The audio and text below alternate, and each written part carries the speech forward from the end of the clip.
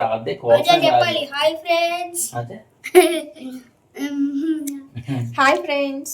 Hi friends. ఎందుకు అలా పెట్టావు?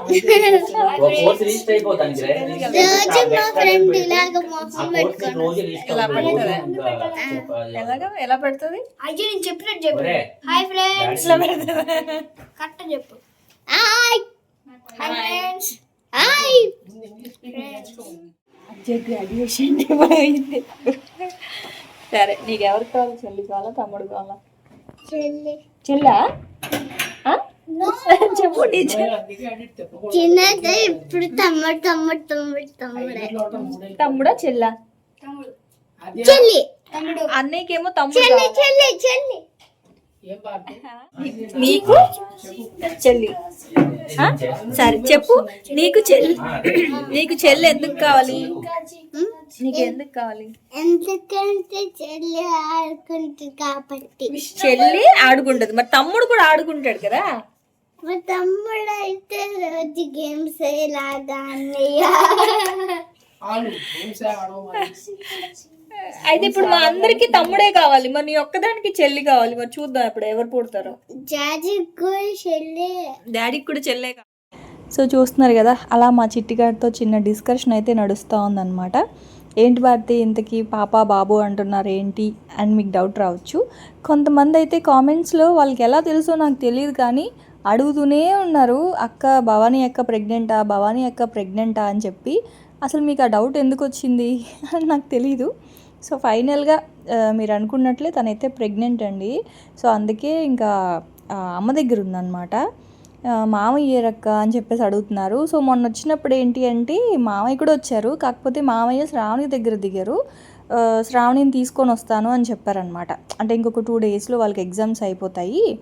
సో అప్పుడు తీసుకొని వస్తాను అంటే ఇంకా గౌతమ్, భూమి, శ్రావణి ఇట్లా మామయ్య అందరు కలిసి వస్తారు కదా అని చెప్పి మామయ్య అక్కడ దిగారు. గోపి ఏమో పాపని ఇక్కడికి తీసుకొచ్చి దిగబెట్టేసి తనకి లీవ్స్ ఉండవు కదా. సో పాపకి హాలిడే అనమాట. ఆద్యకి అయితే హాలిడేసే మళ్ళీ జూన్ వరకు. సో అందుకని చెప్పేసి ఆద్యని ఇక్కడ దిగబెట్టేసి గోపి అయితే వెళ్ళిపోయాడు. సో భవానీ వచ్చేసి మా అమ్మల ఇంట్లో ఉంది. సో తనైతే ప్రెగ్నెంటేనండి. అడుగుతూనే ఉన్నారు కదా. సో అప్పుడే చెప్పడం ఎందుకులే అని చెప్పేసి చెప్పలేదు, అంతే, ఇంకేం లేదు. అదనమాట. సో ఇప్పుడు మీ డౌట్ అయితే క్లియర్ అయ్యిందా? ఆ తర్వాత ఇంకా ఆ రోజైతే ఇంకా అలా కొంతసేపు కూర్చొని మాట్లాడుతూ నైట్ చీజ్ దోశలు అయితే వేసాను. నన్నైతే అసలు వేయనీలేదండి. వీడొస్తాడు, వాడొస్తాడు, ఇది వస్తుంది, అన్నయ్య వేసాడు కదా నేను కూడా వేస్తానంటది. బాబోయ్, మొత్తానికి వాళ్ళ దోశలు వాళ్ళే వేసుకున్నారు. ఏదో లక్కీ వేసుకున్నాడు. సో లక్కీని చూసి ఆద్యకు నేను వేసుకుంటా అని చెప్పేసి వచ్చిందనమాట. సరే అని చెప్పి ఇంక ఇదిగోండి దోశ అయితే ఇంక లేస్తూ ఉన్నాం చీజ్ దోశలు. నీకు నొక్కడం ఒకటే వచ్చా?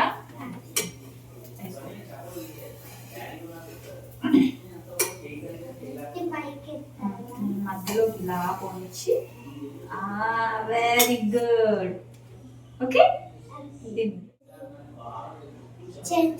హ్యాండ్ వాష్ చేసుకొని తినేసేయాలి. ఓకేనా?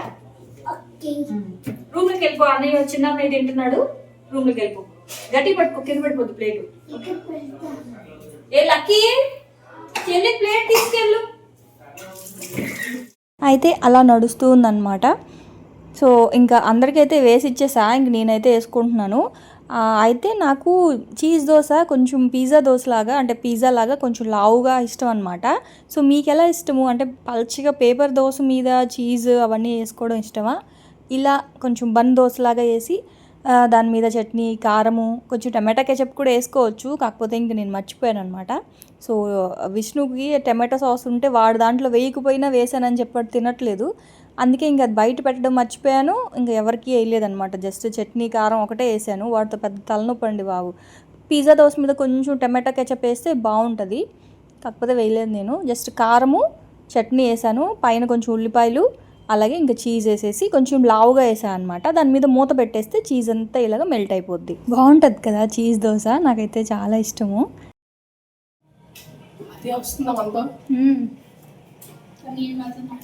ఉంటావా, వస్తావా?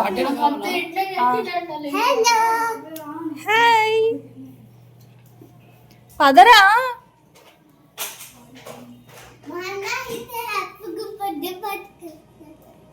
ఎక్కడికి?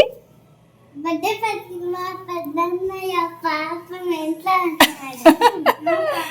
పెద్దన్నయ్య పాపమా?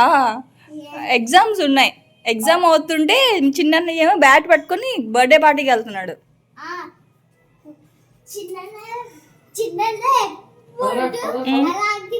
అలాగే చేస్తాడు. అదే సరే డోర్ వేసుకురా. బాయ్. మార్కెట్కి వెళ్తున్నాము. సో మా చిన్నోడేమో బర్త్డే పార్టీకి వెళ్తా ఉన్నాడు. అదే మనం ఎక్కడికి వెళ్తున్నాం? మార్కెట్. ఏం తేడానికి వెళ్తున్నాం? స్ట్రాబెర్రీ. ఇంకా మా పెద్దన్న ఇంట్లో ఉంటున్నాడు, ఎగ్జామ్స్ ఉన్నాయి. మా చిన్న కూడా ఎగ్జామ్స్ ఉన్నాయి. చెప్పా పెట్టకుండా బర్త్డే పార్టీకి వెళ్తున్నాడు.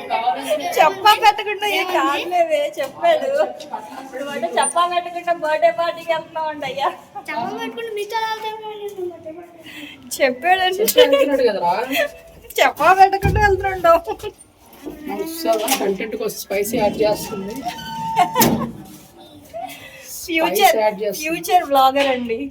నా వారసత్వం చిట్టి తీసుకుంటుంది కదా. సో ఇంకా చూసారా మా చిట్టిగాడు ఎన్ని మాట్లాడుతున్నాడో అలా మాట్లాడుతూనే ఉంటుందండి బాబు. వాళ్ళ అన్నయ్యలకి పంచడేలాగా లేస్తూనే ఉంటుంది అన్నమాట. ఇంత ఉంటుంది కానీ పిట్టలాగా నా పక్కనే ఉంది కూర్చొని వాయిస్ ఓవర్ ఇస్తూ ఉంటే అలా వింటూ ఉందన్నమాట. సో ఇంకా మేమైతే మార్కెట్కి వెళ్ళాము. అది సండే రోజు కదా. సో సండే మేమైతే ఇంకా మార్కెట్కి వెళ్ళాము. వెళ్తూ వెళ్తూ విష్ణుని వాళ్ళ ఫ్రెండ్ వాళ్ళ ఇంటి దగ్గర అయితే దిగబెట్టేసాము. ఎందుకంటే బర్త్డే పార్టీ ఉంది. సో యాక్చువల్గా ఎగ్జామ్స్ అవుతున్నాయి. మామూలుగా అయితే బర్త్డే పార్టీస్ ఈవినింగ్ అవుతాయి కదా. కాకపోతే ఇంకా ఎగ్జామ్స్ ఉన్నాయి కదా అని చెప్పి ఇంకా మార్నింగ్ పెట్టుకున్నారనమాట వాళ్ళు. సో ఫ్రెండ్స్ అందరూ వెళ్తున్నారని చెప్పి ఇంకా వీడు కూడా వెళ్తానంటే వాళ్ళ డాడీ దిగబెట్టేసి మధ్యాహ్నం లంచ్ చేసి వచ్చేస్తాము అని చెప్పాడు వాడైతే. సరేలే అని చెప్పి డీమార్ట్ దగ్గర అంట వాళ్ళ హౌస్. సో అక్కడ దిగబెట్టేసి అక్కడి నుంచి మేమైతే మార్కెట్కి వెళ్ళి రొయ్యలు చికెను తీసుకున్నాము. కాకపోతే పెద్ద రొయ్యలు లేవండి. ఉదయాన్నే కనుక అయ్యి ఉంటే బాగుండేది, కొంచెం రొయ్యలు పెద్దవిగా ఉండేవి. సో చిన్న రొయ్యలు ఉన్నాయి. సరైన 1 కేజీ రొయ్యలు అయితే తీసుకొని అలాగే చికెన్ కూడా తీసుకొని ఇంటికైతే వచ్చేసాము. సో ఇంకా డీమార్ట్కి వెళ్ళామన్నమాట. విష్ణు వాళ్ళ ఫ్రెండ్కి గిఫ్ట్ ఏదైనా తీసుకుందాం అని చెప్పేసి డీమార్ట్కి వెళ్ళి అక్కడ మా చిట్టిగాడు రబ్బర్ బ్యాండ్లును అవేవో కొనుక్కుంది. బుక్ మార్కర్స్ ఏంటి అవి? బుక్ మార్క్స్ ఏంటో అవి. అంటే ఏం లేదు, జస్ట్ పేపర్స్ ఎగిరిపోకుండా ఇలా పెట్టుకుంటాం కదా క్లిప్స్ లాగా. సో అదనమాట బుక్ మార్కర్స్ అంటారు అండి. చిన్నయ్య వాళ్ళ ఫ్రెండ్ బర్త్డే అయింది. డ్రాప్ చేసేసి పెన్స్ ఇచ్చాడు. పెన్స్ ఇచ్చాడా? బుక్ మార్క్స్ డాడీ చెప్పలా? ఉంటుంది. సో ఇంకా అక్కడి నుంచి అయితే వచ్చేసి వంట అయితే చేస్తూ ఉన్నాను. ఇవాళ ఏం వంట చేస్తున్నానంటే యాక్చువల్గా పెద్ద రొయ్యలు ఉంటే బాగుంటుంది అంటే బిర్యానీ చేస్తున్నాను. గోంగూర రొయ్యల బిర్యానీ అనమాట. యాక్చువల్గా చిన్న రొయ్యలతో కూడా బాగానే ఉంటాయండి. అంటే చిన్న రొయ్యలు ఏంటంటే మనం ప్రతి బయటికి ఒక రొయ్య తగులుతూ ఉంటుంది, అలా కూడా బాగుంటుంది. కాకపోతే పెద్ద రొయ్యలు అయితే మనకి కనిపిస్తాయి, చిన్న రొయ్యలు అయితే కనపడవు అంతే. సో అలా అనమాట. ఇంకా రొయ్యలు గోంగూర బిర్యానీ అలాగే చికెన్ తందూరీ చేస్తున్నాను. ఇంకా కాలీఫ్లవర్ ఏంటి అంటే పెద్దోడికి అనమాట. సో కాలీఫ్లవర్ని యాక్చువల్గా పన్నీర్ తెద్దాం అనుకున్నాను, కాకపోతే ఇంకా వచ్చేసామన్నమాట, మధ్యలో బండి ఆపలేదు. సరే అని పెద్దోడిని అడిగితే వాడు ఒక 2-3 డేస్ నుంచి అడుగుతున్నాడు అనమాట కాలీఫ్లవర్ తందూరీ లాగా కావాలి అని. సరే అని చెప్పి ఇంకా ఫ్రిడ్జ్లో కాలీఫ్లవర్ ఉంది. చిన్నోడేమో అక్కడే భోంచేసి వస్తాడు కదా, బర్త్డే పార్టీకి వెళ్ళాడు. ఇంకా మేమంతా నాన్ వెజ్ తింటాం కదా అని లక్కీ కోసం అయితే కాలీఫ్లవర్ని తందూరీ లాగా చేస్తున్నాను. సో దాన్ని అయితే ఫస్ట్ కొంచెం వేడి నీటిలో వేసేసాను అనమాట. వేడి నీటిలో బాగా బాగా మరిగిన నీళ్ళల్లో కాలీఫ్లవర్ వేసేసి అలా ఉంచేసాను. ఆ తర్వాత ఇంక ఇక్కడైతే ఆనియన్స్ కట్ చేసేసుకున్నా, చాపర్లో వేసేసాను. అంటే ఇంక టైం లేదు కదా, అందుకే ఇంకా చాపర్లో వేసేసాను అనమాట. సో ఇక్కడైతే నేను ఒక 3 to 4 గ్లాసెస్ రైస్ అయితే తీసుకున్నాను. సో దానికి సరిపడా ఆయిల్ అలాగే ఆనియన్స్, ఎప్పుడు చెప్తున్నట్లుగానే 4 గ్లాసెస్ రైస్కి 4 ఆనియన్స్ అయితే చాపర్లో వేసి చాప్ చేసుకున్నాను అనమాట. అలాగే రైతా కోసం కూడా ఎక్స్ట్రా ఒక ఉల్లిపాయ కూడా వేసుకున్నాను, మొత్తం 5 ఉల్లిపాయలు.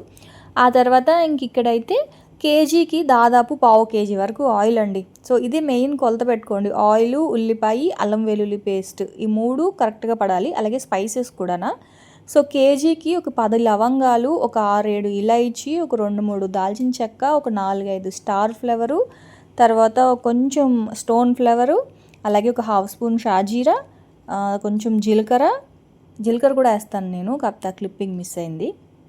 సో ఇట్లా హోల్ గరం మసాలా దినుసులు అన్నీ వేసేసుకున్న తర్వాత పచ్చిమిర్చి ఒక 4-5 పచ్చిమిరపకాయలు వేసుకున్నాను.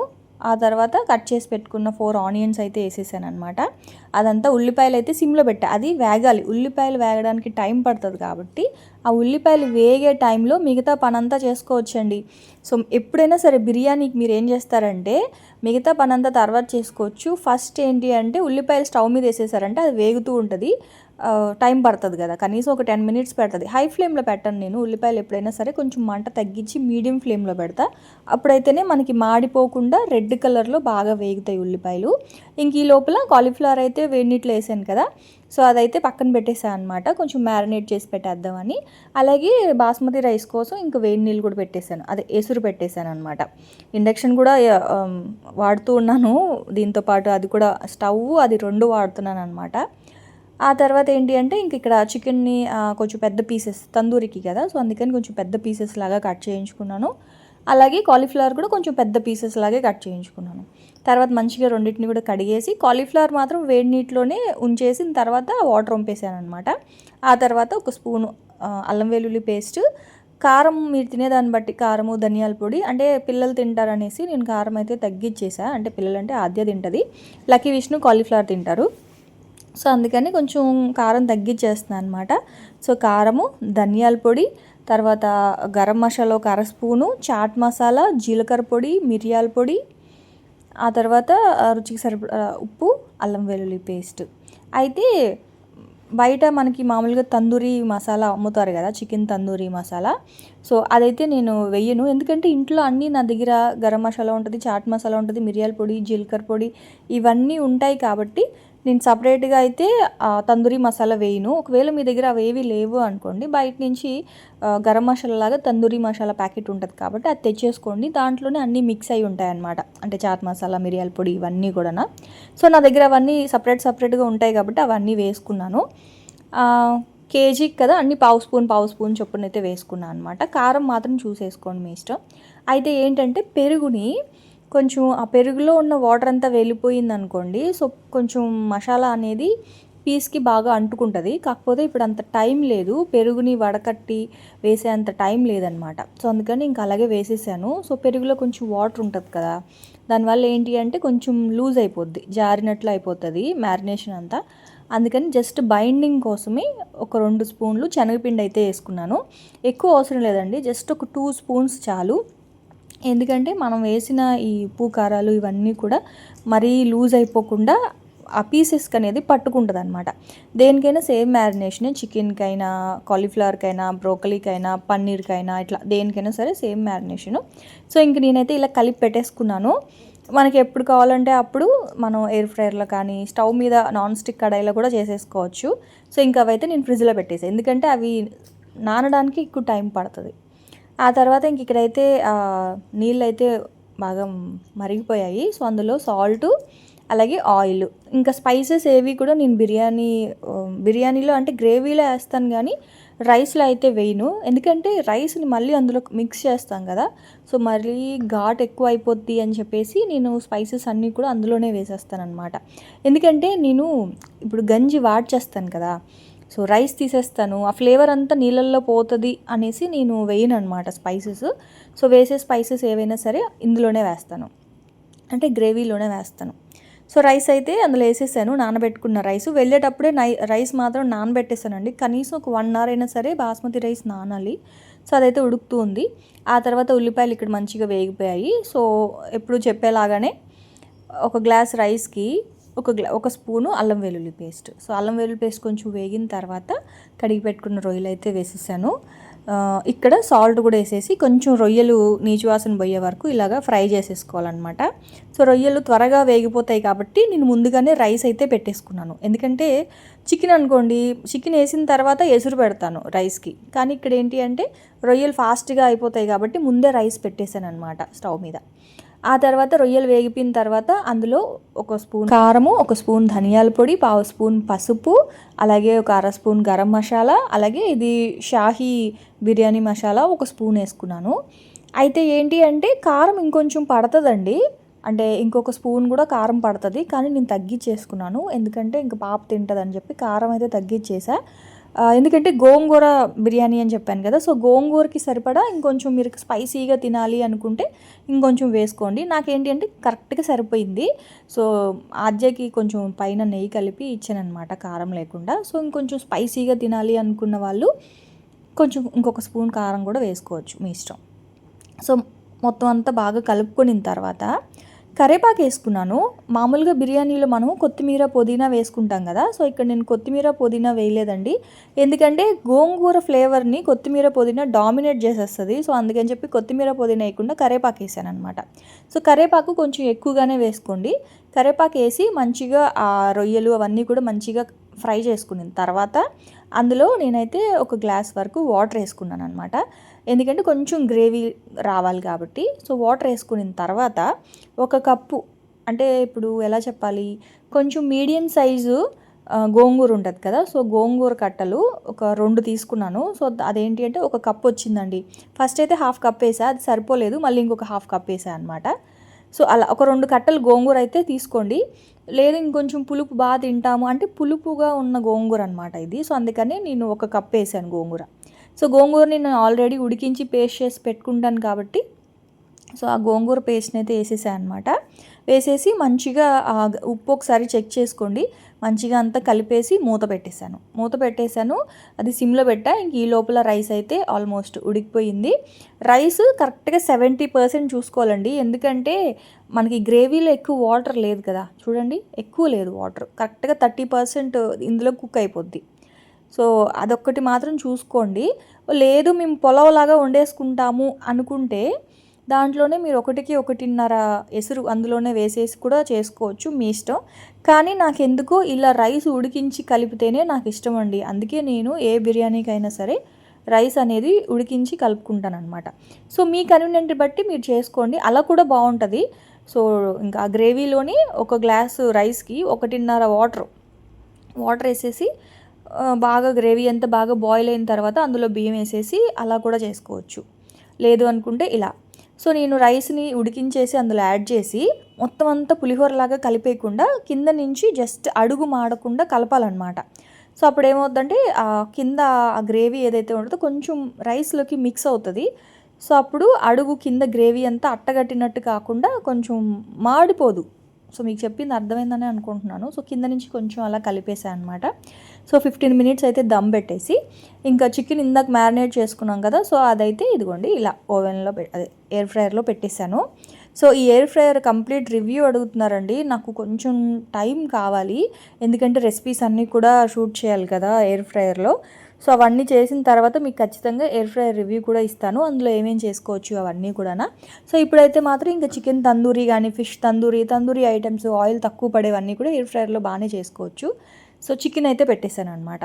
సో మెయిన్గా చికెన్ తందూరికి ఎక్కువ టైం పడుతుందండి, అంటే కుక్ అవ్వడానికి టైం కాదు, అది చికెన్ అనేది కొంచెం సాఫ్ట్ అవ్వాలి అంటే ఎక్కువసేపు మనము మ్యారినేట్ చేసి ఫ్రిడ్జ్లో పెట్టాలి. మీరు ఇవాళ తినాలి అనుకుంటే ముందు రోజు కనుక చేసి పెట్టుకుంటే చాలా బాగుంటుంది, చాలా సాఫ్ట్గానా. సో నేనైతే ఒక 2 అవర్స్ మ్యారినేట్ చేశాను. 2 అవర్స్కి కూడా సాఫ్ట్ అవుతుంది, కానీ నైట్ వండాను మళ్ళీ, అదైతే ఇంకా చాలా సాఫ్ట్గా ఉందన్నమాట. సో ఇంక బిర్యానీ అయితే అయిపోయింది. ఆ తర్వాత ఇంకా ఫ్రూట్స్ అవి కట్ చేసి ఫ్రిడ్జ్లో పెట్టేస్తాను. ఆ తర్వాత ఏమో ఇంకా ఇక్కడ రైతా చేస్తున్నాను. సో చికెన్ తందూరీలోకి ఏంటి అంటే గ్రీన్ చట్నీ చేస్తున్నాను. సో మీకు తెలుసు కదా నా దగ్గర కొత్తిమీర పుదీనా జీలకర్ర పచ్చిమిర్చి అవన్నీ వేసేసి నేను పేస్ట్ లాగా చేసుకుంటాను, ఇదిగోండి. సో ఆ పేస్ట్ చేసుకొని ఫ్రిడ్జ్లో క్యూబ్స్ లాగా చేసి పెట్టేసుకున్నాం అనుకోండి, ఐస్ క్యూబ్ ట్రేలో వేసేసి అదే అవి క్యూబ్స్ లాగా అయిపోయాక ఒక బాక్స్లో వేసి స్టోర్ చేసుకుంటే ఇలాగా గ్రీన్ చట్నీ కావాలి అనుకున్నప్పుడు కొంచెం పెరుగులో ఒక క్యూబ్ వేసేసామనుకోండి, అది మంచిగా మెల్ట్ అయిపోద్ది. తర్వాత మనకి గ్రీన్ చట్నీ రెడీ అయిపోద్ది. ఆ తర్వాత ఇదిగోండి ఇంక ఇక్కడ చికెన్ కూడా అయిపోయింది, ఆకలిస్తూ ఉంది. సో అందుకే త్వరగా చేసేసా అనమాట రాగానే. ఇంకా సో పీసెస్ అయితే చెప్పా కదా కారం ఎక్కువ వేయలేదు, పాప తింటుంది అన్నట్లుగానే. ఇంకా చికెన్లో కారం అయితే ఎక్కువ వేయలేదు, కానీ సాఫ్ట్గానే ఉంది. నైట్ చేసినవి ఇంకా బాగా వచ్చాయన్నమాట. ఇంకా మధ్యాహ్నం మా లంచ్ అయితే అదే అనమాట. ఆ తర్వాత ఇంకా గోపి అయితే నైట్కి బయలుదేరుతూ ఉన్నాడు. వాళ్ళు కాపితే 1 గంటకు పడుకుంటారు. ఇప్పుడు చదివేవుగా. అమ్మ ఇబ్బంది పెట్టలేదు. పెద్దమ్మ మాట చెప్పి వినేసి టైం తినేసి అన్నయ్యలతో ఆడుకొని వర్క్ చేసుకొని నేర్చుకోవాలి స్కిల్స్. హైఫై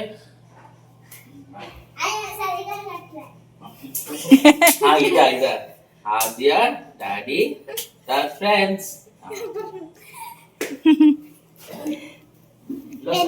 ఓకే గోపి జాగ్రత్త.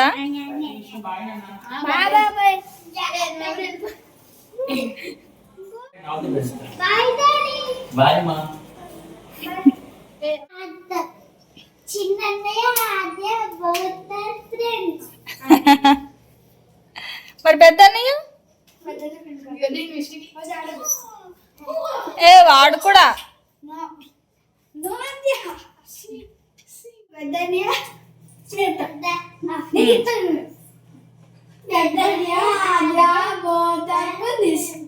పోతారు పందిస్. సరే bye bye friends. Bye friends. ఇక్కడితో ఈ వ్లాగ్ ఎండ్ చేస్తున్నాం. రేపటి వ్లాగ్ లో మళ్ళీ వచ్చేస్తాడు. ఎందుకలా అంటావు? నీకన్నా ఎక్కువ మార్క్స్ తెచ్చుకుంటాను. నా ఎగ్జామ్స్ ఎప్పుడు అయిపోయాయి, అందుకే నేను ఎగ్జామ్స్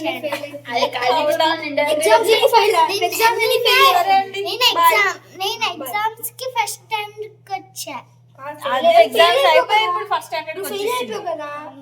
ఏం ఫెయిల్ అవ్వలేదు. సరే సరే బాయ్ బాయ్ బాయ్.